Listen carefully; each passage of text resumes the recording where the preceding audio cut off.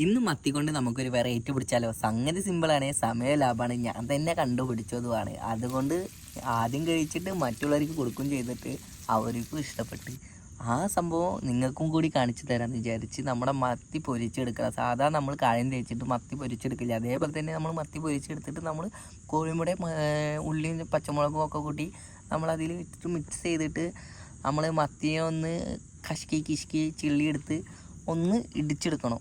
അപ്പോൾ നമ്മളെ മത്തി ഒരു പരുവത്തിലാവും. നല്ല മത്തീൻ്റെ ടേസ്റ്റൊക്കെ എല്ലായിടത്തും കിട്ടാൻ വേണ്ടിയിട്ടാണ് കേട്ടോ. നമ്മൾ മത്തീനെ ഒന്ന് ഉടച്ചെടുക്കണം. അപ്പോൾ ഒരു കോരി ഒഴിച്ചിട്ട് നമ്മളൊന്ന് ഉടച്ചെടുത്ത്, അപ്പോൾ നമ്മൾ സാധാരണ നമ്മൾ ഓംലേറ്റ് എങ്ങനെ ഉണ്ടാക്കുമെന്ന് ഞാൻ കണ്ടുപിടിച്ച കാരണം ഞാൻ ഇങ്ങനെ കണ്ടുപിടിക്കുന്നൊന്നും ഞാൻ വിചാരിച്ചില്ല. അവസാനം സെറ്റ് സംഭവമായിരുന്നു കേട്ടോ.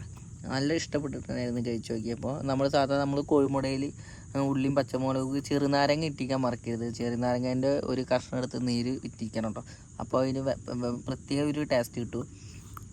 അത് കഴിഞ്ഞ് നമ്മുടെ ഓംലേറ്റ് ഉണ്ടാക്കാനുള്ള ചട്ടി വെച്ച് എണ്ണ ചൂടായി നമ്മൾ അതിലേക്ക് ഒഴിച്ച് തിരിച്ചും മറിച്ചിട്ട് നമ്മൾ കഴിക്കാനുള്ള കട്ട വെയിറ്റിങ്ങിനാട്ടാ നമ്മുടെ പാത്രത്തേക്ക് നമ്മൾ സെർവ് ചെയ്യാനുള്ള. അതിൻ്റെ ഇടയ്ക്ക് ഒന്ന് തിരിച്ച് മറിച്ചിട്ടപ്പോൾ ഉണ്ടല്ലോ, മൂക്കിക്ക് നമ്മളെ ബിരിയാണി ചെമ്പ് പൊട്ടിയ ദമ്മിൻ്റെ മണ വന്നത് അമ്മാതിരി.